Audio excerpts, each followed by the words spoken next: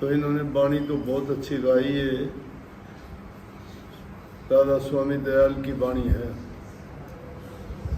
और उसमें बेनती है ये। जैसे आप तो यहाँ बेनती करते हो, करूँ बेनती देकर जोरी, अरज सुनो राज स्वामी मोरी। सतपुरुष तुम सतगुरु दाता, सब जीवन के पिता और माता, दया धार अपना कर लीजिए, काल जाल से न्यारा कीजिए। सतयुग त्रेता द्वापर बीता, काहू न जानी शब्द की रीता। कलयुग में स्वामी दया विचारी, प्रगट करके शब्द पुकारी। तीन छोड़ चौथा पद्दी न, सत्य नाम सतगुरु का चिन्ह। जगमग जोत होत उजियारा, गिगन सोत पर चंद्र निहारा। शीत सिंहासन छत्र विराजे, अनहद शब्द गैब धुन गाजे। क्षर अक्षर नी अक्षर पारा, बिनती करे जाऊं दास तुम्हारा। लोक अलोक पाऊं सुख धामा, चरण शरण दीजो विश्राम। ये बेनती है। ये बेनती सेवक शिष्य या जो भी जीव हैं वो अपने इष्ट से, मालिक से, परमात्मा से फरियाद करते हैं। उर्दू में इस लफ्ज़ को फरियाद कहते हैं, हम बेनती कहते हैं, प्रार्थना कह देते हैं, याचना कह देते हैं। याचक, भिक्षुक, सेवक, प्रार्थी ये पर्यायवाची हैं लगभग, शब्द थोड़ा बहुत अंतर है। शिष्य अपने स्वामी से प्रार्थना करता है। शिष्य का मतलब होता है जिसने सर्वस्व अपने स्वामी को सौंप दिया। जैसे हम भी संत मत में मानते नहीं हैं, लेकिन नियम के मुताबिक अगर देखा जाए तो शिष्य भी अपने आप को सर्वस्व अपने इष्ट को, गुरु को सौंप देता है। सर्वस्व सौंपने का मतलब होता है तन मन और धन, सभी चीज इसमें आ जाती है। तन आ गया तो सब कुछ गया, मन आ गया तो सब कुछ आ गया, धन आ गया तो सब कुछ गया। जब ये तीनों चीज अर्पण कर दी, मन दिया जिन सब दिया, और मन के लार शरीर, अब देने को क्या रहा, कह गए संत कबीर। कि जिसने मन दे दिया तो मन तो शरीर में रहता है, शरीर भी दिया गया, और मन और शरीर दिया गया तो अब देने को बाकी कुछ रहा ही नहीं, सब कुछ सौंप दिया। तो जब सब कुछ सौंप दिया और उसके बाद हमारी कोई ज़रूरत रह जाती है या किसी प्रकार की हमें पीड़ा होती है या हमारी कोई चाह होती है, तो हम क्या करते हैं, उसके लिए अर्ज और पुकार करते हैं। लेकिन अगर सही मायने में पूछना चाहते हो तो शिष्य को पुकार करनी भी नहीं चाहिए। जैसे गीत गाते हो ना, कहते हो खोटे तेरे, सच्चे तेरे, झूठे तेरे, मंदे तेरे, हैं सियाणे तेरे, पागल तेरे। जब सब कुछ उसके हैं तो फिर याचना कैसी?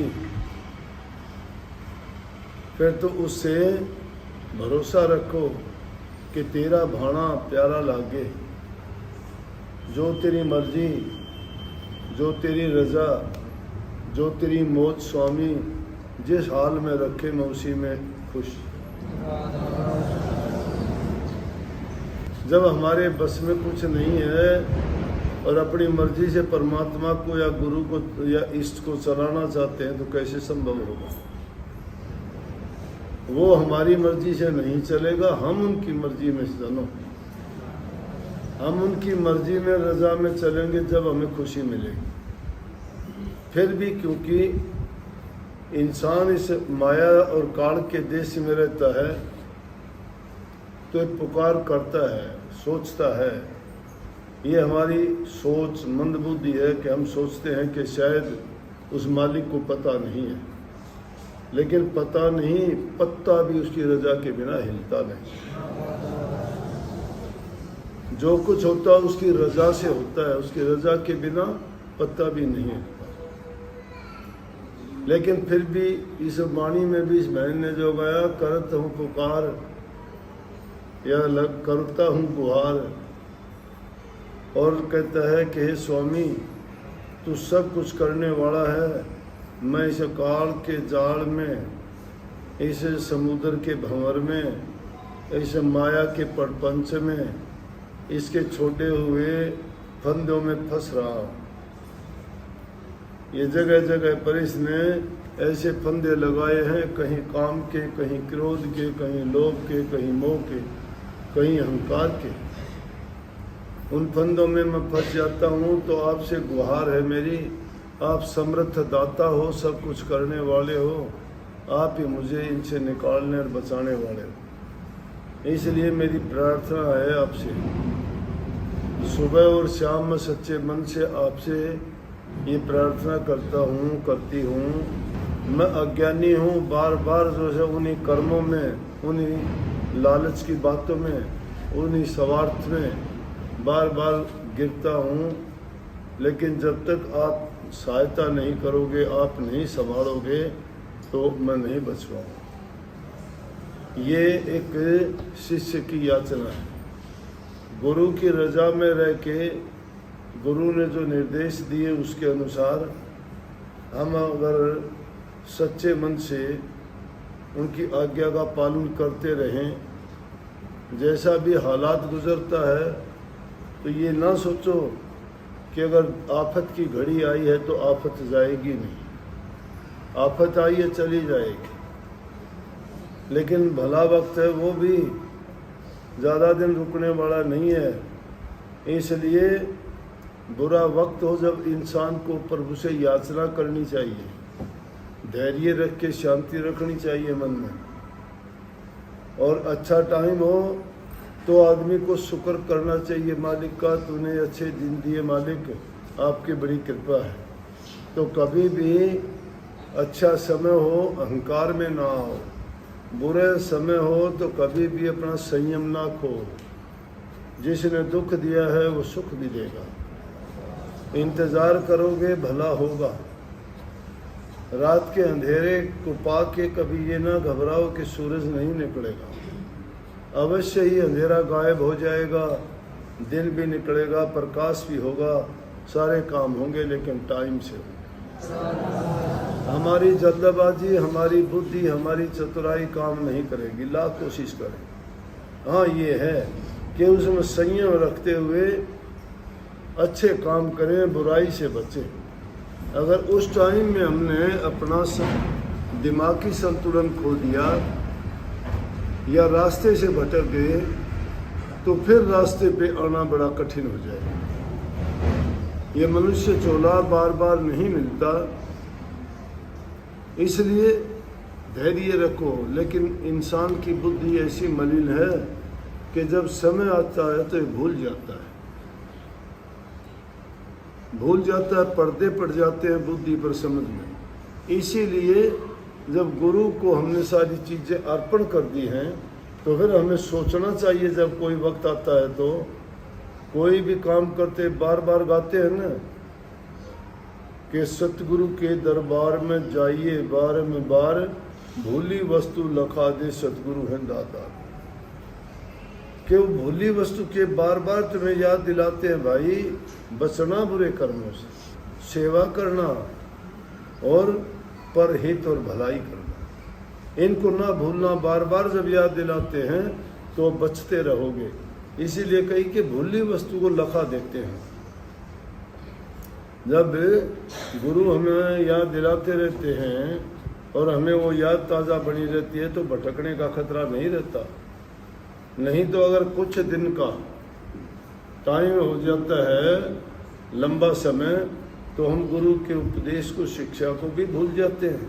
पानी फिर जाता है बुद्धि पर, क्योंकि जिन लोगों के बीच में रहते हैं वो लोग माया के लोभी हैं और काल के देश में वो उनके मुताबिक काम करते हैं। वो लालच और स्वार्थ से बंधे हैं।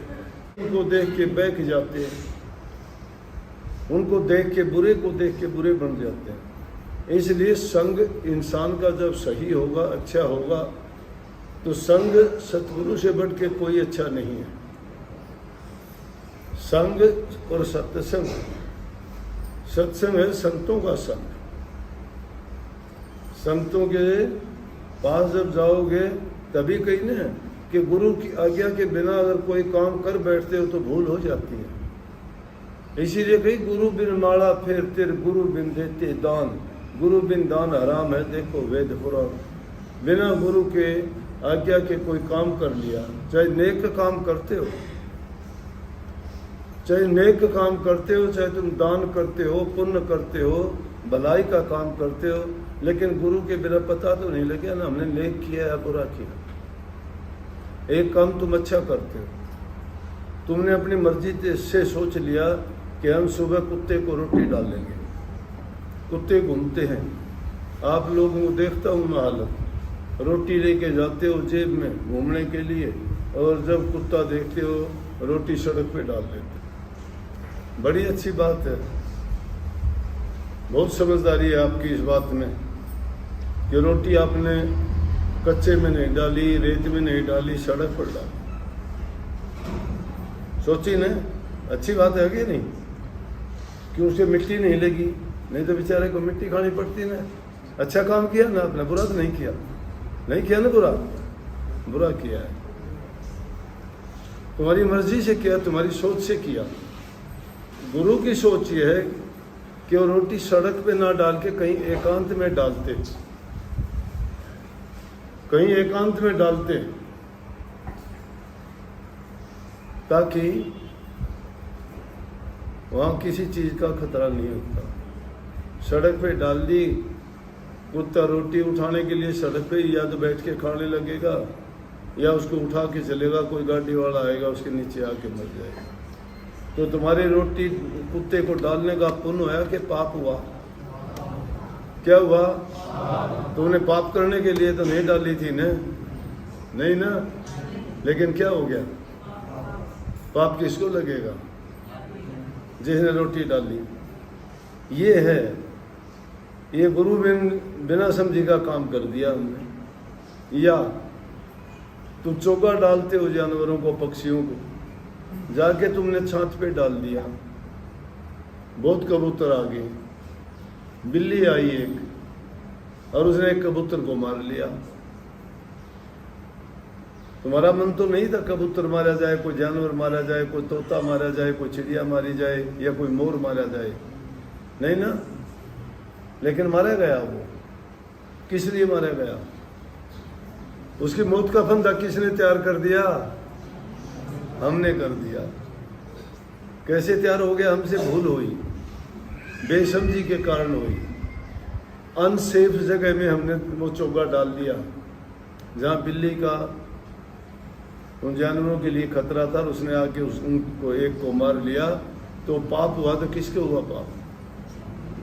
ये है, यहाँ ये जरूरत पड़ती है, बिना गुरु के ज्ञान के जो हमने काम कर दिया। गुरु का मतलब शांति नहीं है, दुनियादारी की बातों के बारे में ज्ञान दे दे वो भी गुरु है। तुम्हें बोलना चालना सिखाता है, माँ बाप गुरु है। विद्यालय में जाते हो, अक्षर का ज्ञान देने वाला अध्यापक गुरु है। आध्यात्मिक गुरु तो सतगुरु होता है, गुरु नहीं होता है। वो सतगुरु है, सत का ज्ञान देता है। इसलिए कही गई है कि जो भी कोई काम करते हो, अगर गुरु की रजा, उनकी उपदेश, उनकी आज्ञा, उनकी शिक्षा के अनुसार अगर काम करोगे तो फलीभूत होगा, उसमें नुकसान नहीं होगा, पाप नहीं लगेगा। लेकिन बिना समझी की नादानी, भूल, हमने कोई ऐसा काम किया, हमें पता ही नहीं है, हम तो खुश हो जाएंगे, बड़ा नेक काम किया, मैंने आज कुत्ते को रोटी डाली, मैंने जानवरों को चोगा डाला, लेकिन हुआ क्या? पाप। करना था पुण्य। इसलिए कही कि गुरु बिन माला फेरते, गुरु के बिना माला फेरते हो वो भी गलत हो जाता है। माला किस लिए फेरते हो? मालिक के नाम का जाप करने के लिए फेरते हो, लेकिन जाप करते करते तुम्हें किसी कोई बात, कोई घटना, जिस आदमी ने तुम्हारे साथ अच्छा नहीं कर रखा वो याद आ गया, तो माला का फेरना तो सारा उसको लग गया जाके। राम का नाम तो उसमें रहा ही नहीं, जबान से राम करते रहे, मन में जो है तलवारें चलती रही, कटारी चलती रही, कहाँ गया करे कमा, जो नाम लिया भी तो किस चीज़ को लिया हो? जब तक मन की भावना शुद्ध करके, मन को पवित्र करके नाम का जाप नहीं किया जाता। जाप करना 3 तरह से होता है। एक, नाम का जाप किया जाता है कि उससे हमारा हित हो, भलाई हो। दूसरा, हम नाम का जाप करते हैं, वो तमोगुणी जाप है। तमोगुणी जाप जो किसी का अनिष्ट करने के लिए तुम जाप करते हो, समझ गए ना?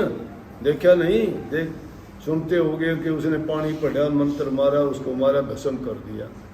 किस लिए मंत्र पढ़ा उसने? जो भी काम किया उसने किस लिए किया? तमोगुणी हुआ ना वो, दूसरे का अनिष्ट करने के लिए किया ना। लेकिन वो शक्ति तो अपने आदमी, अपने कल्याण के लिए, अपने हित के लिए होती है। अपने हित के लिए, अपनी भलाई के लिए, अपनी खुशी के लिए, अपनी शांति के लिए करते हैं, वो रजोगुण है, रजोगुणी सुमरण है। और वो हो गया तमोगुण, दूसरे का अनिष्ट करने के लिए। और सतोगुणी जो है, उसमें ना तो हमने अपने बारे में कुछ करना, सोचना, ना ही किसी का अनिष्ट करना। वो तो सिर्फ महाप्रभु के ध्यान में लीन होकर उसका नाम का जाप करना, वो सिर्फ निखालस भक्ति का असली रूप और असली सिमरन है। जो इस प्रकार के सिमरन हम करते हैं, वो भी 3 प्रकार के होंगे। तो गुरु आपको ये बात बताए, बिना गुरु के आपको क्या पता? आप तो समझते हो कि माला ली, राम राम करो, माला होगी पूरी। माला होगी पूरी। 108 मनके थे, ढड़का दिए कई बार, 5 बार फेर ली, 7 बार फेर ली, 10 बार फेर ली, बिना समझ के फेरी ना वो। लेकिन गुरु ने समझाई, किस लिए फेरी तुमने?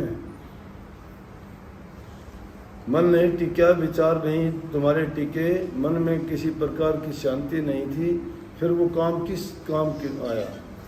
इसलिए भाई ये कही है कि, और गुरु के बिना अगर दान देते हो कोई किसी को, दान तुमने दे दिया, मान लिया तुमने किसी को दे दिए, ले भाई 100 रुपये, आदमी है वो बुरा विचार का, वो जाके और किसी कसाई से मुर्गा लेके या उससे अंडे लेके वो उसको खाएगा। वो अंडे कहाँ से आए? तुम्हारे पैसे से आए। अगर वो पैसे नहीं देता तो उसको मुर्गा कहाँ से मिलता? मुर्गा नहीं मिलता तो मुर्गे की जान नहीं जाती तो पाप किस नहीं लगता। इसलिए कही कि गुरु बिन माला फेरने वाले, गुरु बिन दान देने वाले हैं, और जो गुरु की आज्ञा के बिना काम करने वाले हैं, उनको वो काम फलीभूत नहीं होता। हमारे वेद पुराण शास्त्रों की बात है, उसमें पढ़ के देख लो कि ये चीज़ें तो गुरु की आज्ञा में रह के ही करने से आदमी को फायदा होता है। इसलिए ये बेनती और प्रार्थनाएं जो की जाती हैं, वो इसीलिए की जाती हैं, और ये बनावटी बात नहीं, सच्चे मन से मालिक से चाह किया करो कि मालिक मैं मंदबुद्धि हूँ, मैं नादान हूँ, संसारी आदमी हूँ, माया देश में रहता हूँ, काल का यहाँ राज है, भटक जाता हूँ। संग चारों तरफ से ऐसा है मेरे कि जिनके कारण मेरी बुद्धि मलिन हो जाती है, और जाने में अनजाने में मेरे से बुरे और पाप कर्म हो जाते हैं, उनसे मुझे बचाना। बुरे कर्म करने से मुझे बचाना, सही रास्ते पे लगाना, और अपने चरणों में ठिकाना देके मेरा कल्याण करना, ताकि मेरा जीवन सफल हो। और आपकी कृपा से ये ऐसा हो सकता है। ये प्रार्थना ये राधा